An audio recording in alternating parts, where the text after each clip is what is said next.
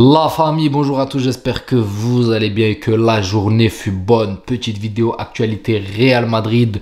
On s'approche doucement mais sûrement des matchs. Enfin les gars, parce que moi je vais pas vous mentir, hein, j'attends que ça. J'attends que ça, que les matchs du Real commencent avec cette nouvelle ère, ces nouveaux galactiques. Normalement, il y a une très belle saison qui nous attend.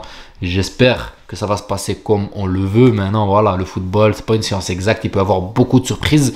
Mais le temps commence à se faire long et j'ai hâte. Déjà, là, on va rentrer dans les matchs de pré-saison. Après, je vais pas vous mentir, je vais pas me réveiller à 3 h du mat pour aller regarder les matchs du Real aux States. Je vais regarder les rediffs et voilà, je ferai les débriefs le soir après avoir visionné les rediffs ou les extraits ou quoi. Bref, je donnerai mon point de vue. Cependant, je vais pas vous mentir les gars, j'ai hâte que ça reprenne. Bon, on a quand même de l'actualité, il y a quand même des choses nouvelles, ça bouge un petit peu sur le mercato. Mais bon, c'est pas mieux que quand tu regardes les matchs du Real et que tu es là, tu es à fond et que tu peux débriefer à chaud, à froid, et ça me manque. Je vais être honnête avec vous les gars, 1 mois et demi, 2 mois de pause là pendant cette transition juin, juillet, août là, c'est long et on a juste hâte que ça reprenne. Avant de commencer à parler de l'actualité, petite intro.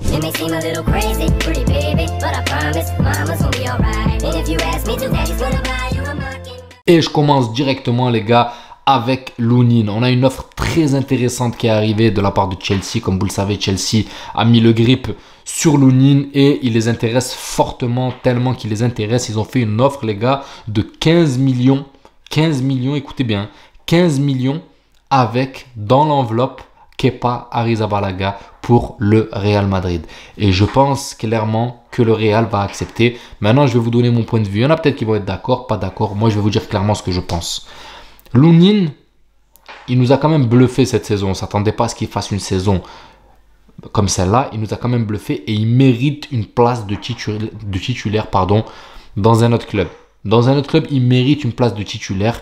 Et là, tant qu'il y a Courtois, il ne l'aura pas, sa place de titulaire. Il pourra faire une doublure sur des petites compétitions et tout. Mais vous savez que la rotation des gardiens se fait que très peu. La seule chance pour qu'il puisse jouer sur cette saison, c'est que si Courtois se reblesse ou quoi. Sinon, les gars, on va pas se voiler la face.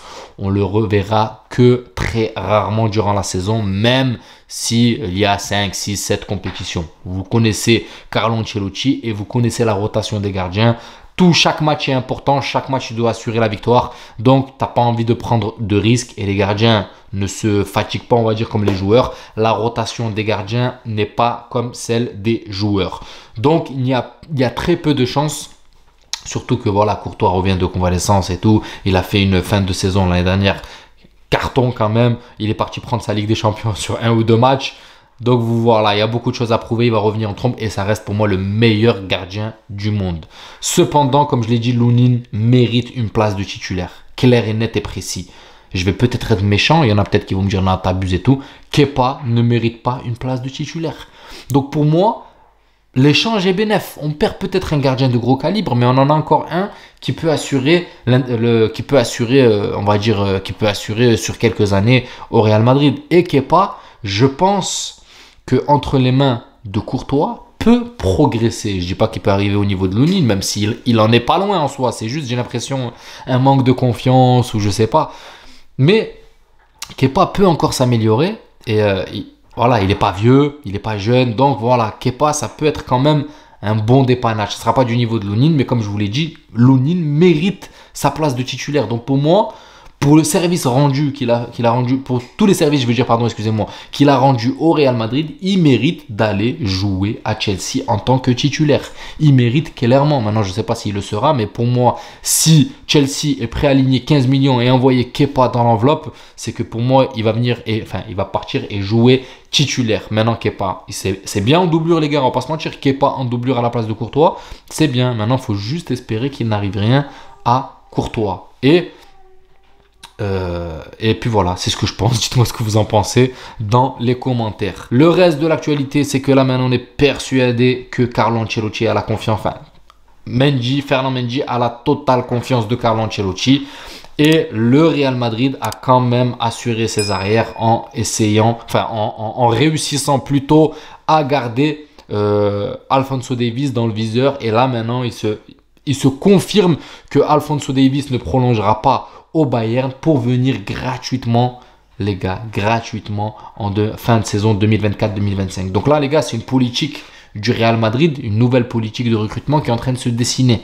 D'accord? On a récupéré Rudiger en fin de contrat gratuitement, il a cartonné. On a récupéré Alaba en fin de contrat gratuitement, il a cartonné. C'est des gros noms quand même, c'est des gros calibres, tu les récupères gratuitement.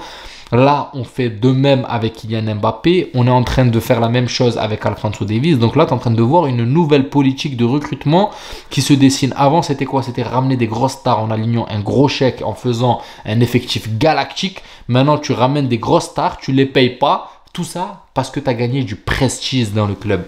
Et ça, c'est très intéressant. Et cette politique qui est en train de créer Florentino Pérez, c'est un génie. Parce que maintenant, les gens vont se battre pour venir au Real Madrid, quitte à quitter leur club gratuitement sans apporter d'indemnité de transfert. C'est quand même énorme, les gars. Tu te bats, tu as envie d'aller dans ce club, donc tu es capable de ne pas re-signer, même si tu vaux 150, 180 millions. Eh ben, tu attendras ta fin de contrat et tu ne prolongeras pas et tu viendras gratuitement, tu récupéreras ta prime à la signature et tu t'engageras avec le Real Madrid.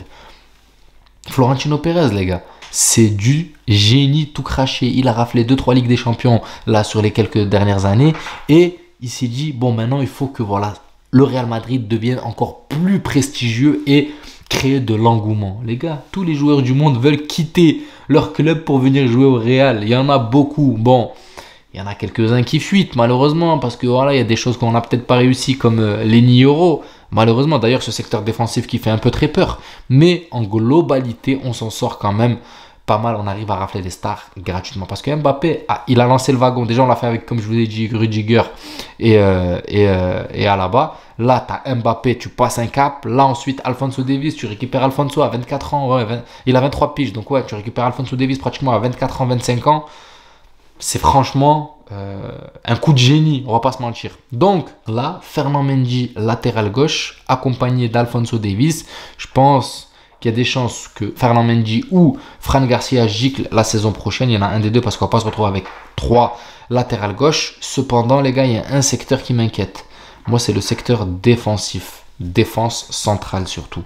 Parce que Alaba, d'après les news qu'on lit un petit peu, sa convalescence va durer un peu plus longtemps que prévu. Normalement, il était censé revenir courant octobre. Et là, pour lui, les gars, courant octobre, apparemment, c'est trop juste. Ça pourrait être prolongé de 1 voire 2 mois. Donc là, en fait, tu as 2 joueurs, quoi. Tu as Militao et tu as Rudiger. Après, tu as Tchouaméni qui peut venir dépanner. Sinon, il faut taper dans la Castilla. Ça parle de Marvel qui va être transféré, quoi. Enfin, je pense qu'il y a un accord pour Marvel et tout. Donc, c'est un peu juste, les gars, la défense centrale. Le mercato n'est pas terminé, il y a encore du temps devant nous, mais je pense que c'est un dossier sur lequel il faut se pencher. Parce que la défense centrale, c'est fébrile. On a perdu Nacho, on a perdu des mecs qui pouvaient dépanner. Tchouaméni, comme je vous l'ai dit, les gars, c'est pas encore... c'est du dépannage, c'est du bricolage.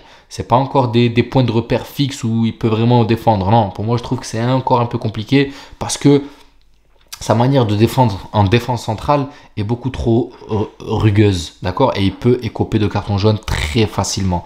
Et donc pour moi, il n'a pas encore ce timing d'interception, ce timing voilà, pour aller déranger l'adversaire en défense centrale sans faire faute sur lui. Alors qu'en tant qu'MDC, voilà, l'arbitre est moins enclin à siffler. Alors qu'en défense centrale, ça peut porter très préjudice. Donc pour moi, faire le début de saison qu'avec 2 défenseurs centraux. Après, j'ai envie de vous dire, les gars, le Real Madrid, la saison dernière, il nous arrive la même chose et on sort une saison carton avec une défense de folie en faisant du bricolage.